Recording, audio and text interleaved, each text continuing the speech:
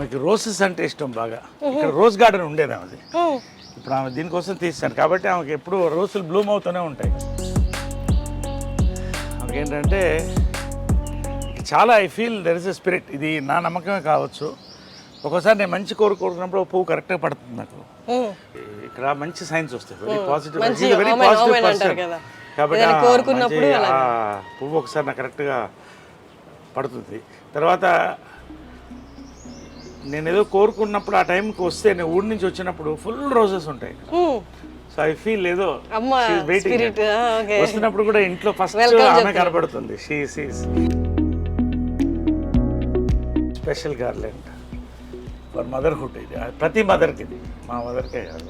ఆ స్టాచ్యూలో కూడా ఎంత లైఫ్ ఉంటుందంటే లేడీ దేవికా రాణి ఒడయార్ అని ఆమె కారు చేసింది. ఇది బ్రాంజ్ స్టాచ్యూ.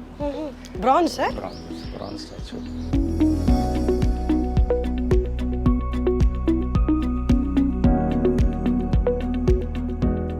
నాకు రోజు పడినప్పుడు రాత్రి చాలా థాట్స్ వస్తాయి.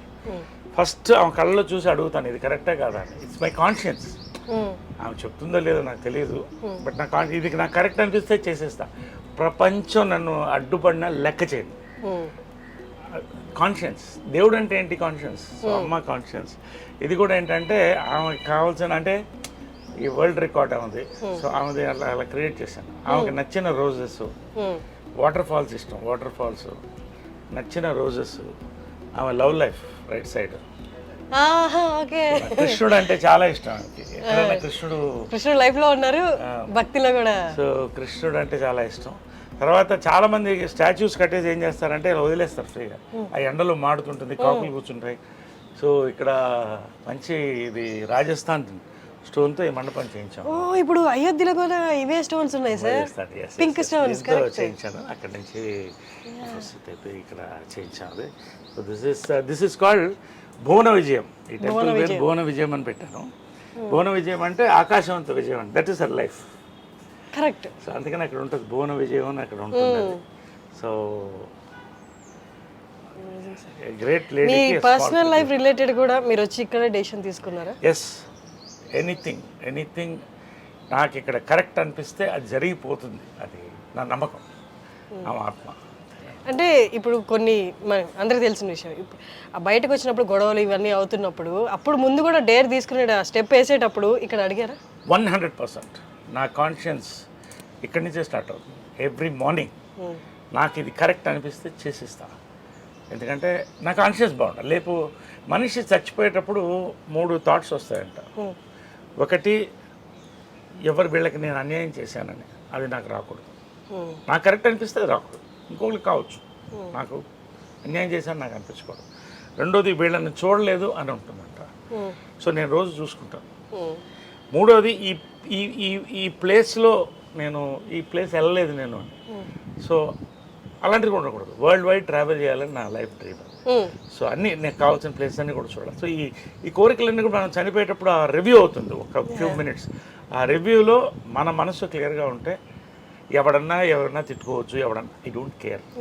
బట్ నా కాన్షియన్స్ క్లియర్గా ఉంటాను. సార్, బీయింగ్ అన్ యాక్టర్ అన్నీ కన్సిడర్ చేస్తారు కదా సార్, ఒకళ్ళు నన్ను ఇట్లా అనుకోకూడదని.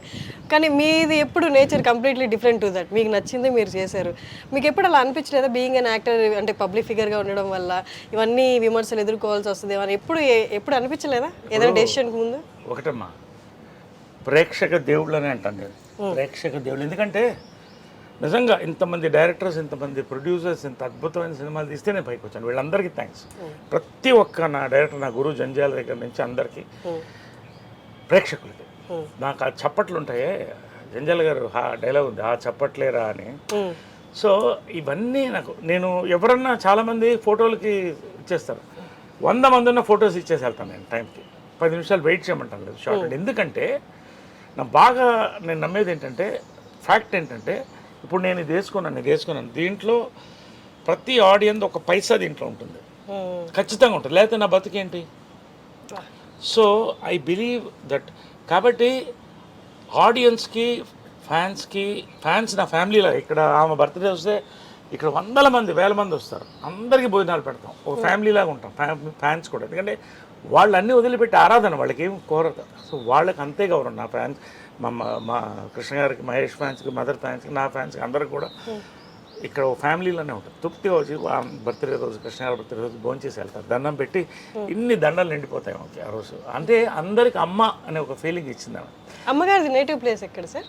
ఆమె నేటివ్ ప్లేస్ మాది గుంటూరు నర్సరావుపేట, బట్ పుట్టి పెరిగిందంతా మెడ్రాస్. యాక్చువల్గా చూస్తే నేటివ్ ప్లేస్ మెడ్రాస్. అంటే రఘుపతి వెంకయ్య నాయుడు గారు యాక్చువల్గా మాకు గ్రేట్ గ్రాండ్ ఫాదర్, ఆమెకి ముత్తాత అవుతాడు ఆయన, founder of the Telugu industry, statue ఉంటుంది.